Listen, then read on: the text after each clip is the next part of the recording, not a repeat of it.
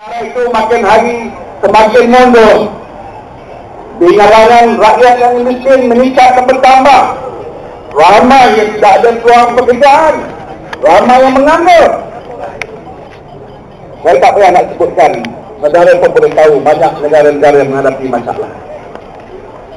Sebab itu saya sebut ini ada hubung kait dengan kepimpinan, leadership. Mana peringkat sekalipun kita tak akan maju dan berjaya kalau tidak ada daya kepimpinan yang bersungguh-sungguh, yang berilmu, yang berpengetahuan, yang bervisi. Boleh lihat tidak hanya di hadapan mata tapi jauh ke hadapan, bukan setahun, bukan 10, ada sampai 50 tahun, 100 tahun yang akan datang. Sebab itu kita pada hari ini sudah pun berada di satu tahap yang dikatakan maju. Tapi bagi Malaysia ini berbanding dengan negara-negara yang sudah mencapai tahap negara maju, kita ada perlu masa sedikit. Malahan kalau kita nak kira hanya dalam tempoh 55 tahun. Tahun ini kita merayakan sambutan 55 tahun kita merdeka.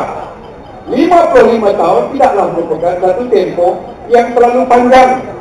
Tapi dalam tempoh 55 tahun kita sudah lihat satu perubahan yang besar. Saya kira kalau saya datang ke sini 55 tahun dulu, Jastin tak lupa Jastin yang kita lihat kembali. Betul. Tidak ada pembangunan, mungkin masih ada hutan belantara, mungkin ada harimau ataupun gajah masih berkeliaran hari di sini. Hari ini kalau ada harimau, masuk zoo lagi. Kalau ada pun gajah, sudah banyak yang dah berhijrah ke tempat-tempat yang lain. Kawasan sudah jadi kawasan maju. Jadi Malaysia pun sudah sampai ke tahap hampir menjadi sebuah negara maju. Tetapi tidak mungkin menjadi sebuah negara maju kalau tidak ada kepimpinan. Saya sebutkan hari ini soal leadership. Tidak ada kepimpinan yang berwawasan. Tidak ada pimpinan yang mempunyai pandangan yang jauh. Ini penting bagi kita untuk untukkan supaya kita menjadi sebuah negara maju. Apa makna negara maju? Kalau dikatakan negara itu negara maju, bermakna rakyatnya lah yang maju. Maknanya rakyat yang dulunya miskin, sudah tidak miskin. Macam di Melaka, kalau ada perangkat bilangan kecil. Kalau dulu pendapatannya kecil, mungkin di 500, 300 ringgit, sekarang ini sudah tidak ada bilangan sebegitu. Pendapatan 2-3 ribu, sekurang-kurangnya, mereka sudah dapat mengumpul harta mereka. Dulu tidak ada rumah yang agak elok, hari ini sudah ada rumah tangga yang begitu baik sekali. Dulu tak pernah kita menanti kereta ataupun motosikal. Sekarang ini kita sudah memiliki harta-harta sebegitu. Dulu kita tidak ada simpanan dalam bank amanah saham. Hari ini sudah banyak orang memiliki amanah saham, ada saham-saham syarikat dan sebagainya. Bermakna kita sudah sampai tahap sebegitu. Tetapi kita memerlukan suatu kepimpinan yang berani. Orang kata nak merendah ke depan, tidak hanya merangkak-rangkak macam dulu. Waktu zaman kita merdeka dulu, kita merangkak-rangkak. Hari ini kita terpaksa bersaing. Dan kalau kita nak bersaing dengan negara maju, bukan bersaing dengan negara mundur. Kalau kita nak katakan bertanding dengan negara maju, negara kita mesti maju juga. Dan setelah itu kita memerlukan kepimpinan.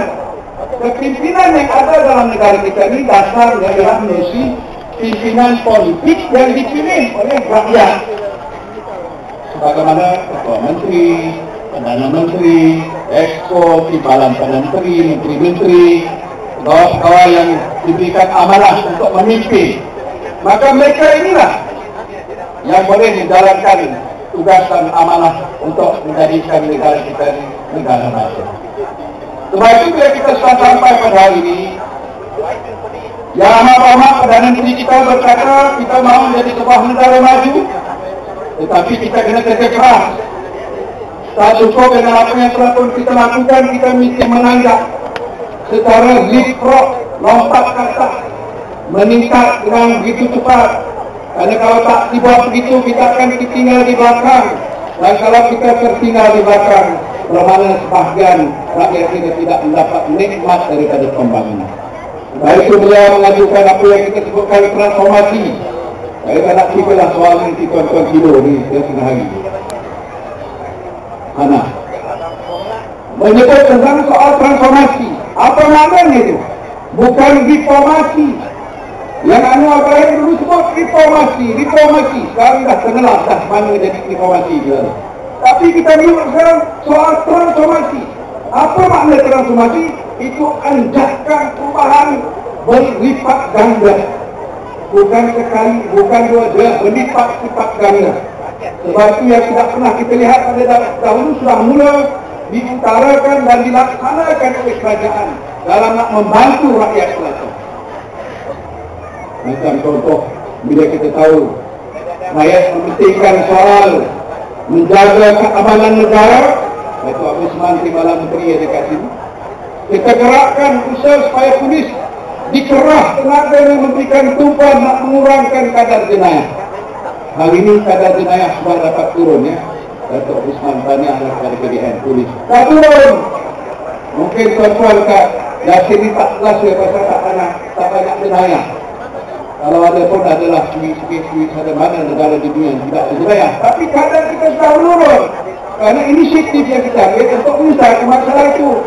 Komandan rakyat berbicara tentang soal pendidikan. Saya bertanggungjawab. Pasal ini soal penting semua. Baik Melayu, Cina, India, lain kampung bincang soal pendidikan. Bagaimana kita nak mengajar anak-anak kita supaya jadi manusia yang berilmu, berkemahiran, tahu teknologi, tahu sains. Jadi hari ini kita telah menyediakan pelbagai-bagai peluang. Saya baru ini pun bagi menyampaikan apa yang disebutkan sebagai bantuan insentif kepada lebih daripada 403 orang guru daripada 401 buah sekolah. Ada satu sekolah guru yang dapat. Yang dapat meraih faedah ini lebih daripada 15,000 guru. Dan apa kita bagi insentif? Ke mana ada pernah ada insentif dulu? Kalau ditingkatkan mutu pelajaran, sekolah mesti dapat galakkan dari kerajaan. Kita tetapkan mereka untuk mengadakan sekolah berprestasi tinggi. Kita menyediakan kemampuan anak-anak kita untuk belajar di prasekolah. Jadi langkah-langkah sebegini termasuklah langkah-langkah yang lain. Seperti usaha kita untuk menyediakan infrastruktur. Baguslah sistem akhir Datuk Ali itu dalam ucapan tak pernah sentuh. Masalah air, api, apa tak ada tak pernah sentuh. Pasal memang dah 100% lengkap.